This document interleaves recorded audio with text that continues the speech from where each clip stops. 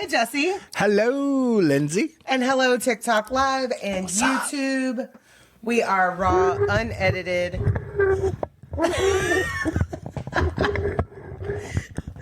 Raw, unedited. The issues. And uncut. Drink about something recap, where we sit here and we recap our previous episode. We talk a little shit. We have a couple of drinks. I play with my mic because, it's a thing, right? Mm-hmm. Yeah. If this is your first time hearing us, we are Jesse and Lindsay from the Drink About Something podcast, where we talk about true crime, and we have a couple of drinks. Yeah, this coffee drink is doing really good for me. Yeah? I'm enjoying it. What are you having in your coffee drink? It's like coffee, and then you had some peppermint something or other in there. Peppermint bark. That's good. It's the holiday season. Yeah, we might have put a little Bailey's in there. I'm not sure. You put McConnelly's. We went cheap. Yeah, McConnelly's Bailey's. McConnelly's Bailey's. And I have just finished a Bloody Mary, and I'm having a raspberry Vista Bay from our local, from our local Aldi. Yeah. Yes. Good. So, quickly, we're going to recap our episode that just dropped yesterday.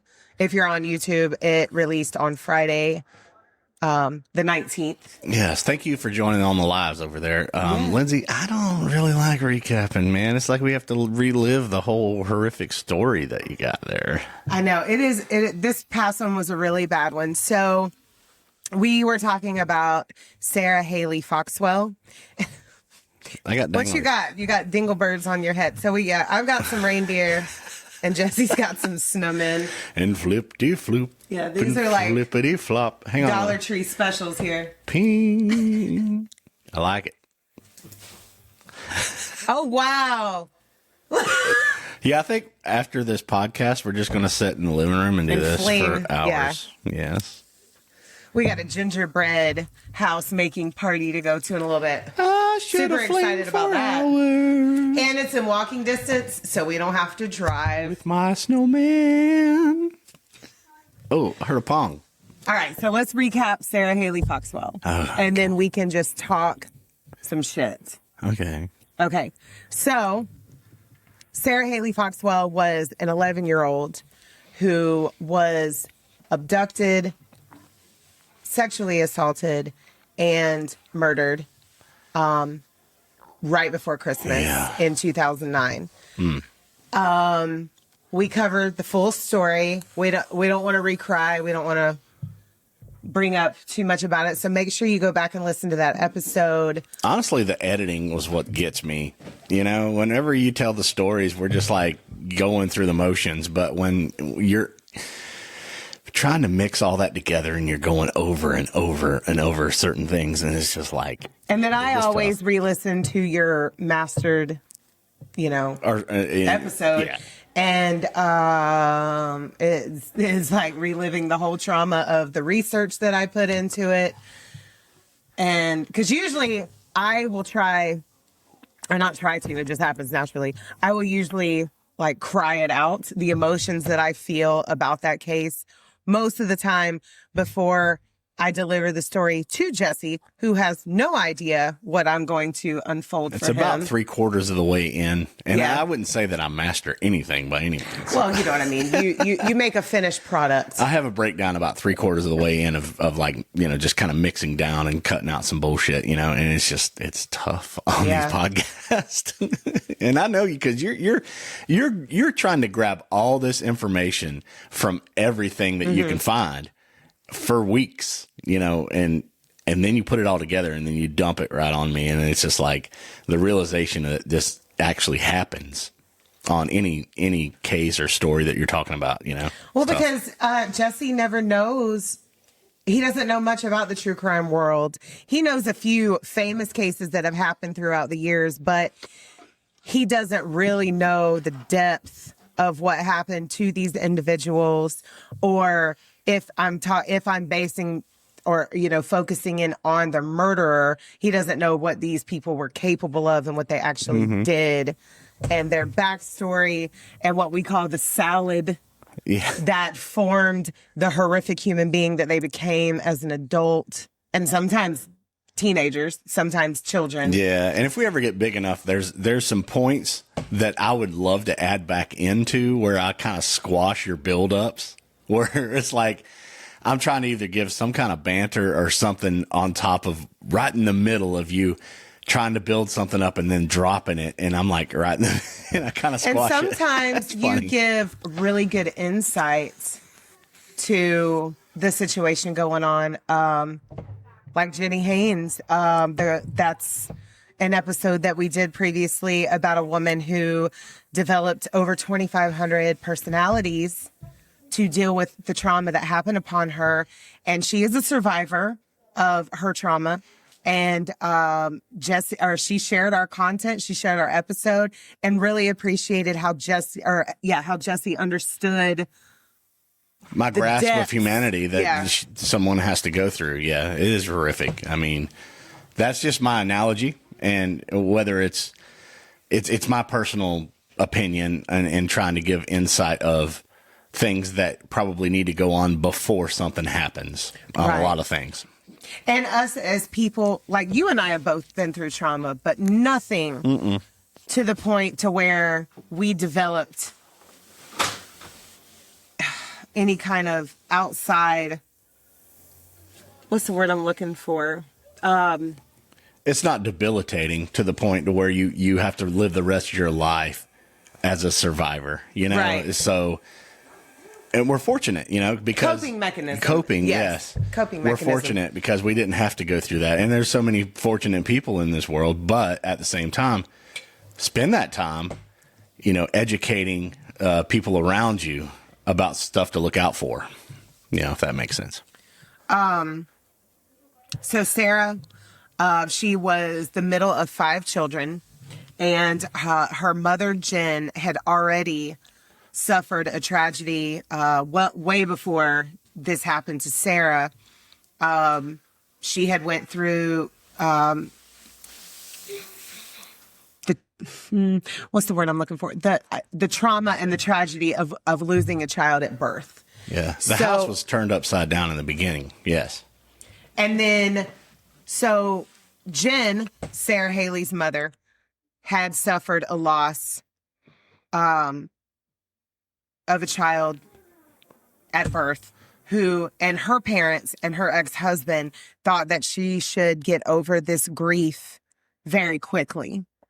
And the podcast that I listened to for a lot of information about this case was called The Other Side of Goodbye, where it's basically just an interview with Jen, Sarah's mother, who breaks down everything that happened from before Sarah was even born until Sarah was kidnapped and murdered. And it's a really good podcast. I got most of my information on that because I really wanted to tell a lot of the point of view from her mother because she was there. She did everything. And unfortunately, Jen went through, she went through drug use and alcohol abuse to cope with the loss of her child, Faith, who was to be named Faith. And then she has to go through this trauma again by losing a child to a man who her sister introduced into their family. And so that's the thing that you got to look out for right there. You don't bring in that type of toxic things in your situation and then trying to raise children and taking them on too after they had been through so much. And then you bring in somebody just as toxic that has a bad history behind them. So Jen is working as a traveling nurse to support her family. She has some kind of arrangement legally to where her children have to stay with her sister Amy and her parents. And they all lived in I don't want to call it a barn-demonium situation, but it was like a converted barn to, it was it was a large area to house Jen's children, Amy's children, and her parents. And so Jen's, she's working as a traveling nurse. She gets a call that Sarah is missing. And she already had known that her sister Amy was dating the man that, would be Sarah's murderer. Jen had already been dating this guy. Amy had been dating this guy. Jen knew about his past, a little bit of it though, because unfortunately Thomas' legs had slipped through the cracks. He had multiple sexual assault cases against him. He had been sentenced to prison multiple times, but got out on good behavior. I don't even know why that's a thing. I feel like the New England area kind of let down society by letting him just walk free. Right. This happened in Salisbury, Maryland. Yeah. And I mean, there was even a point where literally, like, he reproduced, he made a child with another person, and the day that this child was born, he was committing a crime, and fell through the cracks of that again. Was released early on good behavior. I don't understand that concept. It should have been done with then, because good behavior shouldn't count with a sex offender. No, because they're on good behavior. They're in prison. Mm-hmm. They're not able to do their crime in that situation. Yeah, with this experience, you know that they're master manipulators to begin with. Yes. So Sister Amy, had dated Thomas Legs under the assumption that all of his sexual charges were a misunderstanding. I'm doing air quotes here if you're listening to this on audio, which is terrible. I mean, and I do talk about I had an experience like that. Make sure you check out our episode to get that full story. Yeah, by the way, we are a true crime podcast. You can check all our stuff out at drinkaboutsomething.site. So all you guys over here on the lives and everybody that's going to check it out later on. All the cases that I've covered. Lindsay has brought receipts. Yes. So after our YouTube video is finished, I'm going to go through and talk about all of the bands that we have featured on our episodes, and just kind of list those, because we want to get recognition to those, because we play a band at the end of each episode that Jesse has sought out, or they have contacted him and said, hey, play our music, or he's like, hey, can we play your music? So he has permission to play every song that we do have at the end of each episode. Yeah. And we've discovered some really cool music. Yeah, and some cool dudes. Like I hooked up with a dude that does a lot of mixing and mastering this week for a lot of big bands like Rob Halford and stuff, El Nino, and he's just a friend of mine. So it's really cool to be able to share some of the bands that haven't made it to fame yet, and doing these podcasts. Some of them have now, so that's awesome. Aurora Rave. I said that so. Aurora Wave. Yeah. And it's an adventure, Lindsay, you're taking us on. And I am so fortunate to see that, even on the lives over there, and then looking at the people that are coming in and watching and following all your stories. We're at 61 episodes now. Wow. That's a lot. And we've been doing this over a year. We try to put out one once a week, and we've been consistent and motivated, and it thanks to you guys so much. And we have so many more cases saved. He has so many more bands in the queue to get their content put out there with our episode. The palate cleanser and their recognition is also validated because they put in the work, and that's a really good contrast as far as doing a podcast, and then you have just some cool music in the background at the end of it. You're like, okay, we went through this crazy story, and then now we're going to play some music. That's what I live for over here. So I love it. So really quick to wrap up the recap of Sarah Haley. So Thomas Legs does get convicted, and he does get 2 life sentences plus 50 years for the kidnapping alone. So the 2 life sentences were for the assault and murder. The plus 50 years was for the kidnapping. And Jen was like, we need more harsher stipulations on these sexual offenders, especially the ones on children. And so she fought really hard to publish? Is it publish or to get out there Sarah's law? Publicize Sarah's law. It became Sarah's law. Yeah, it became Sarah's law. So Sarah's law is basically in Maryland where this happened. There are harsher consequences for sexual offenders, and you can't get out on good behavior. I think the minimal sentencing is 15 years. Minimal, no getting out early. And then there are more harsher consequences beyond that point. Mm-hmm. So, unfortunately, like we did talk about, and JoJo did bring up a very valid point in that episode. My best friend joined us on that. One of my 3 very, very, very best friends. She said that if you don't think like that, if you don't think like these sick, horrible people out there, it is hard to already have laws in place to regulate that type of behavior. Right. So unfortunately, and I hate it so much, it hurts my heart, it hurts everything. Tragedy does have to happen for certain things. And I just wish that it didn't have to be like that. Because every year since whenever, justice system came into play, worse and worse things happen that you have to make a whole new law about. Yeah. And the evil in humanity has to be regulated somehow. But at the same time, I think it should have always been that a sexual offender should never be able to get out on good behavior. No. Because that doesn't make any sense. No. To me. They're not going to commit the crime that they commit. They're not going to be able to release those impulses while they're in prison. They're only going to be able to do that outside of prison. Mm-hmm. So why would you release them early? Right. You have to find out who the person is if they're that sick in the brain. You have to really find out before releasing them back into society. And they didn't. So YouTubers, YouTube listeners right now, we are on TikTok Live as well, but make sure that y'all listen to that full episode.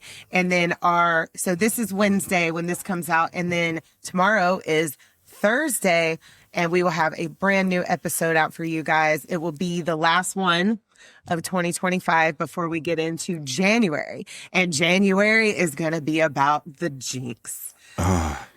And let me tell you, it's probably going to take up the entire month. That's a 3-parter, right? 3.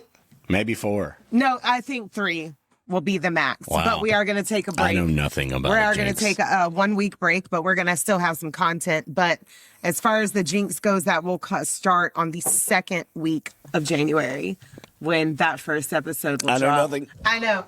Jesse knows nothing. And for true crime lovers, you guys know who the jinx is, but Jesse doesn't. So make sure you stay tuned to hear his reaction.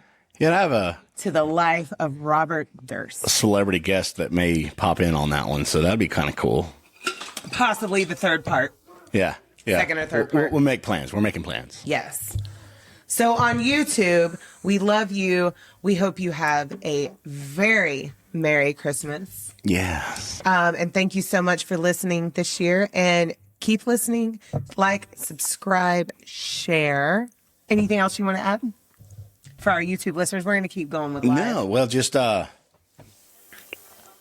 us know what you think. We love seeing the comments and all the stuff, so, and just keep on following along. We got a lot to come. And if there's a case that you want us to cover, that you would like to hear us talk about, that you would like to see me unload onto Jesse, put that in the comment section or send us an email at drinkaboutsomething. DrinkaboutSomethingPod@gmail.com. Oh, yes. Or you can just go to drinkaboutSomething.site and find everything where you can find us. And since we do drink on here, if there's a drink that you want us to try out, send us the recipe. We'll make it and we'll drink it on video. Yeah, on and our for all the hardcore listeners or anybody, it's just Genzy. If you Google Genzy, Jendsey, you're going to find us. So that's that easy. Absolutely. It's all on Genzy. So for now, we are going to sign off. We love you. Merry Christmas and a Happy New Year. Yes. Because we will see you right after the New Year. Love you so much. Yes. Bye.